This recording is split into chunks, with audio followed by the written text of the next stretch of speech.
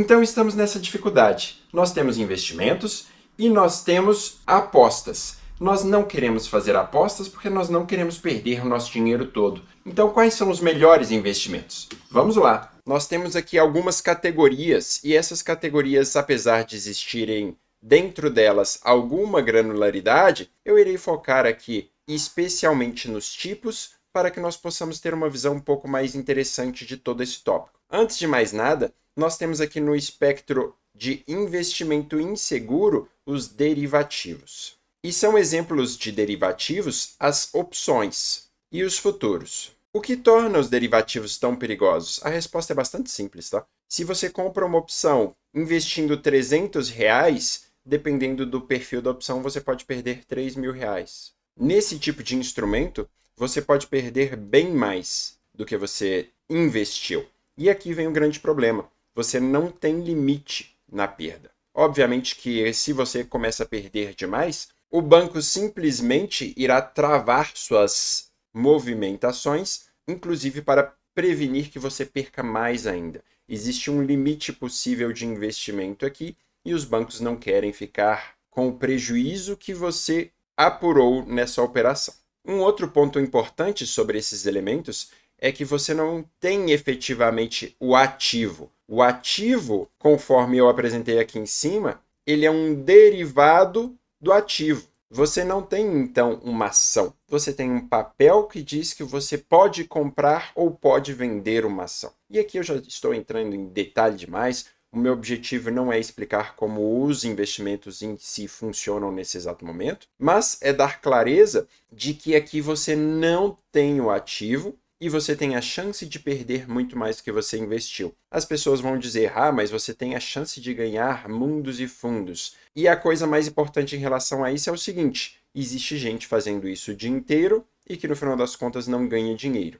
Existem alguns que obviamente vão ganhar algum dinheiro, mas são pessoas que são diferenciadas e você precisaria estudar anos sem uma garantia de que no final das contas as regras que você aprendeu ao longo desse tempo continuariam aplicando. Existem pessoas que simplesmente saem desse mercado porque não existe mais a possibilidade de arbitrar aqui. No outro espectro, nós temos investimentos seguros e aqui eu gostaria de destacar o Tesouro Direto. Aqui vem uma questão que muitas vezes as pessoas vão olhar e vão falar: Cristiano, mas eu sou contra a política. Eu sou contra o presidente que está no poder nesse exato momento. Se o governo traz o Brasil à falência, por exemplo, e é obviamente que eu estou falando em um cenário muito hipotético, tá? Seja lá o governo que estiver. Se o Brasil ele vai à falência, pelo motivo que for, está devendo muito dinheiro, no final das contas entrou em uma situação tão crítica quanto a Argentina, por exemplo, o real se desvaloriza. Ao se desvalorizar, o real ele puxa para baixo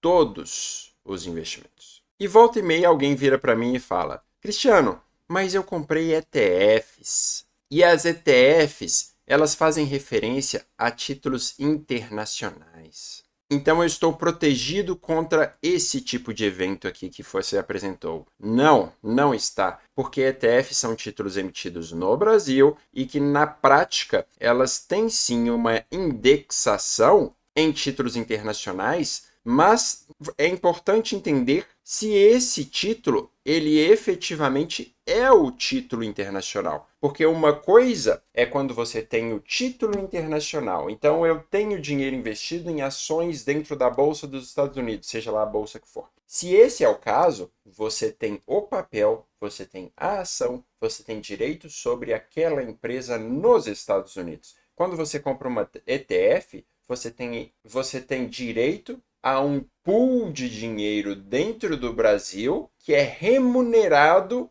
de acordo com esse investimento, que é remunerado de acordo com o indexador. Essa remuneração ela pode vir, sim, de uma empresa que pega esse recurso e aplica internacionalmente. Obviamente isso pode acontecer. Ou ela pode vir simplesmente como uma remuneração, independentemente da forma como essa empresa que lhe vendeu o ETF aplica o dinheiro. Então, você pode muito bem estar recebendo 5%, que foi a variação da ETF específica que você comprou, mas na prática a empresa está investindo em ativos arriscados dentro do Brasil, em cima dos quais ela ganha 15% e lhe paga 5%. Então, não necessariamente a ETF ela é segura. Obviamente que existem diversas mecânicas de proteção que são feitas pelas diversas entidades que visam o controle do mercado acionário, o controle do mercado de títulos no Brasil, mas é importante entender efetivamente o que é esse papel que vocês estão comprando.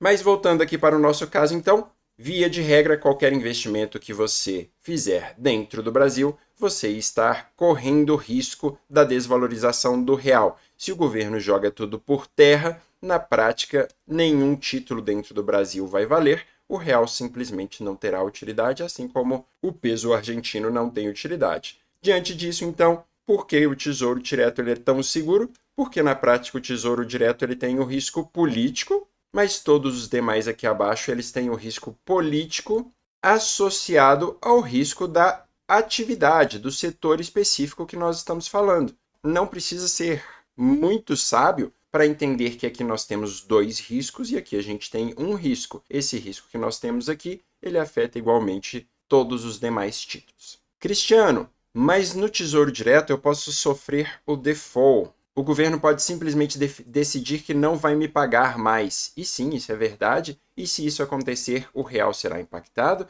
E se o real for impactado, naturalmente nós teremos impacto aqui embaixo também. Estou falando para vocês investirem 100% dos recursos em Tesouro Direto? Obviamente que não. Mas é um dos títulos mais seguros que nós temos no mercado. Sim, é um dos títulos mais seguros. O país é um país que já tem bastante história com relação a isso. E tem um histórico bom. Quer dizer que o Brasil será excelente para o resto da vida e nunca vai ter problema? Também não. Sempre que vocês trabalham com investimentos, vocês precisam entender que existirá risco. Risco do mercado interno, risco do mercado externo, risco de N fatores. Entrando aqui depois do Tesouro Direto, é importante destacar que nós temos os títulos que são emitidos por bancos e nós temos os títulos emitidos por empresas. Aqui eu não irei entrar no detalhamento de quais são as naturezas e os nomes de cada um dos títulos aqui dentro, porque na prática isso é um pouco mais complexo. Mas vamos entender por que os títulos emitidos por bancos eles são mais seguros via de regra, ok?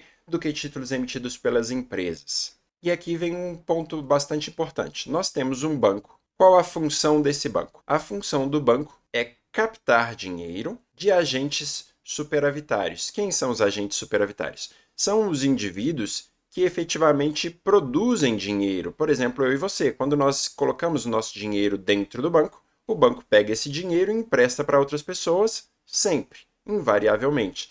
Existe sim uma reserva desses recursos no banco, mas via de regra ele será emprestado pelo simples fato de que essa é a forma como os bancos ganham dinheiro, emprestando para outras empresas e outras pessoas. O banco, então, ele pega esses recursos e distribui para empresas ou pessoas, ok? Essas empresas ou pessoas, elas irão investir o recurso onde bem entenderem. Obviamente que existem diversas modalidades de investimento. Esses agentes deficitários do mercado recebem o dinheiro, aplicam e devolvem com a remuneração do capital. Devolvem com a remuneração do capital, o banco devolve esse dinheiro para o agente que emprestou o dinheiro a ele, remunerando o capital que foi inicialmente emprestado. Quando nós deixamos esse dinheiro na conta corrente, há alguns anos atrás, ele simplesmente não rendia nada e você mantinha lá para que o banco ficasse feliz. O banco emprestava para todo mundo e você simplesmente não recebia nada em troca. Hoje em dia, com o aumento da concorrência, a entrada de diversos bancos digitais, a remuneração do capital ela passou a ser um tanto quanto obrigatória,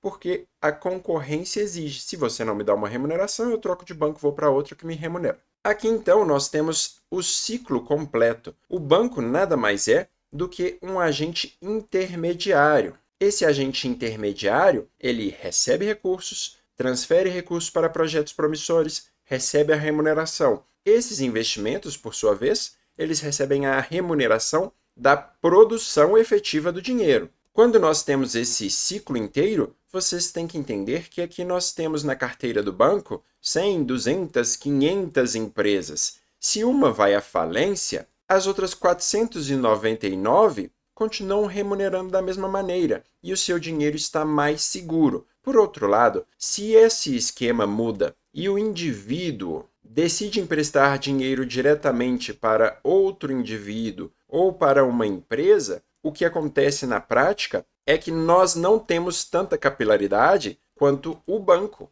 O banco está emprestando para 500 empresas e se uma falir não tem problema. Se você emprestou seu dinheiro para uma empresa, ela foi à falência, você perdeu seu dinheiro todo sem muito mistério. Você simplesmente não vai receber a remuneração e nem o dinheiro que você investiu. E aqui nós temos um problema, então. Se o título ele é emitido pelas empresas, você está confiando em uma empresa. Se o título ele é emitido pelos bancos, você está confiando na carteira de empresas que o banco tem como clientes. E essa carteira de empresas, naturalmente, tende a manter esse negócio mais estável do que esse daqui.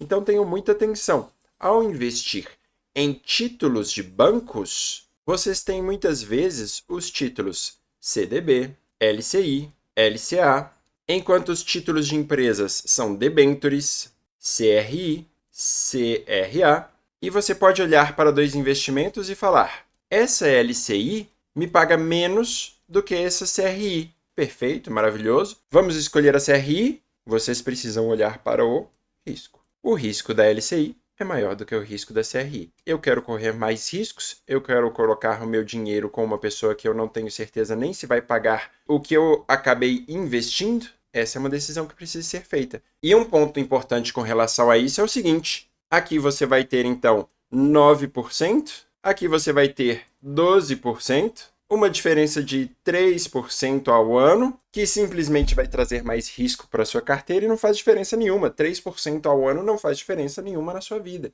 E, obviamente, algumas pessoas podem falar: mas eu estou com R$1 milhão dentro do meu investimento e 3% a mais ao ano vai ser 30 mil a mais na minha conta. Pessoal, considerando o risco de perder tudo e não conseguir recuperar, 3% ao ano não vale essa remuneração. Sem contar que existem títulos ainda, só para criar um pouco mais de complexidade, que são incentivados. E esses títulos incentivados, eles irão apresentar percentuais menores, mas na prática você paga menos impostos. E pagando menos impostos, você vai ter um resultado mais expressivo. E aqui, então, nós encontramos uma série de complexidades que vocês podem observar e que é necessário entender para que se faça o investimento adequado. E precisamos, então, fechar com uma última dica. Então, Cristiano, eu não sei isso, eu não entendo isso, eu vou contratar um consultor. Muita atenção, pessoal. O consultor, via de regra, o agente de investimento, ele será uma pessoa que tem suas metas para bater. As metas dele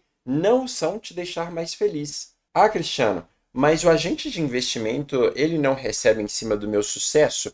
Não necessariamente. O agente de investimento muitas vezes vai falar para você que ele simplesmente não tem comissão em cima do que você tira. Se ele não tem comissão em cima da sua remuneração, de onde está saindo a remuneração dele? E muitas vezes esses agentes de investimento, eles vão trazer investimentos que vocês vão olhar e se tiverem um mínimo de bom senso, vão entender que não casam muito com a estratégia de vocês. Uma dessas propostas bastante comum é o giro de carteira. O giro de carteira faz com que vocês realizem o lucro daqueles investimentos que eles enxergam como prejudiciais. Ao realizar o lucro, vocês pagam o imposto de renda, vocês investem em um novo produto que o consultor indicou por algum motivo, e esse novo produto, essa nova venda, é o que gera comissão para esses vendedores. Aqui, então, nós temos um ponto muito importante. Nós temos um vendedor que se veste muito bem, é muito elegante, fala bem, e na prática está fazendo com que você gire sua carteira loucamente,